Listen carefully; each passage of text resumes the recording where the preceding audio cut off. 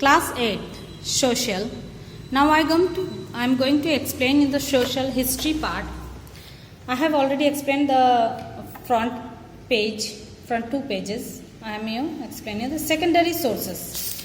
This is the primary sources: newspaper, original documents, surveys, census, and the secondary sources are indigenous records. Indigenous records includes the diaries and the accounts of pilgrims. तीर्थयात्री के accounts थे, उनके diaries में लिखा हुआ था. Travellers, newspapers, books, novels, leaflets which portray the true feelings of individual.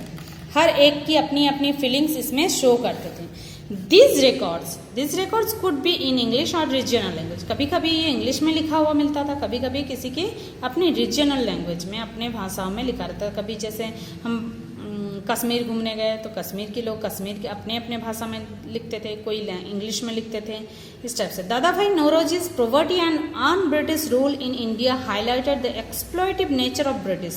British का विध्वंसी रूप दादाभाई नौरोजी अपने पॉवर्टी एंड अन-ब्रिटिश रूल इंडिया इस कहानी में इसमें उन्होंने हाईलाइट करा था. हमको प्रकाश डालने की, हमको जानकारी देने की कोशिश करे थे. British rule and made people aware of the real intention of British. Actual British का इंटेंशन क्या था इसकी जानकारी देने की भी कोशिश करी. During their rule the British tried to suppress the press but they remained unsuccessful. लेकिन वो अनसक्सेसफुल रहे. वो ब्रिटिश की ये सारे फीलिंग्स एक्चुअल वो क्या करना चाहते थे हमारे देशवासियों के ऊपर, ये जानकारी दादाभाई नौरोजी पहले ही देना चाहते थे उनके लेखनी की तरफ से, poverty and the un British rule. But हम समझ नहीं पाए और बहुत ज़्यादा इनको दबाया गया. Suppress the press but they remained unsuccessful. वो नहीं कर पाए इसको complete. Nuts and bolts part में आएंगे. The first proper census was carried out in India in 1881.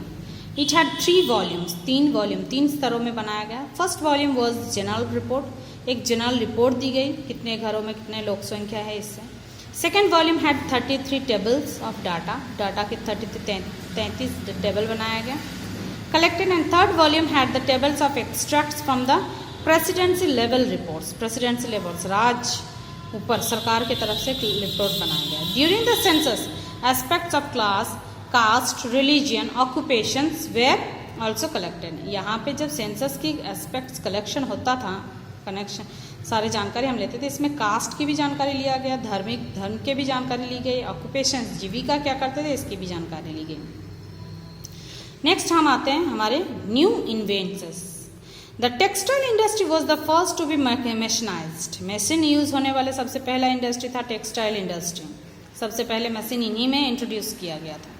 People like James Hargreaves, Richard Arkwright, Samuel Crompton, next part, Edmund Cartwright and Eli Whitney invented the new machines like the spinning jenny, power loom, water frame, spinning mule, cotton loom, that is increased cloth productions.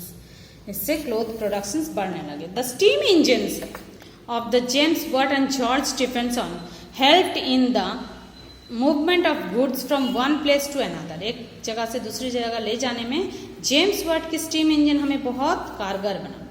Machines began to B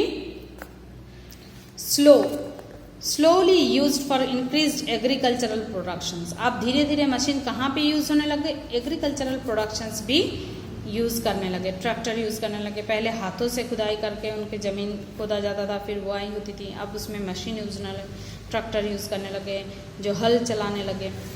trade unionism and socialism. By the end of the 16th century, European overseas trade started bringing great profits. The rulers of various European countries started giving exclusive rights of group merchants to begin companies and to trade east in the place of good shares of their profit. अब profit की जगह वो share खरीदने लगे अपने company की मालिकाना हक लेने लगे.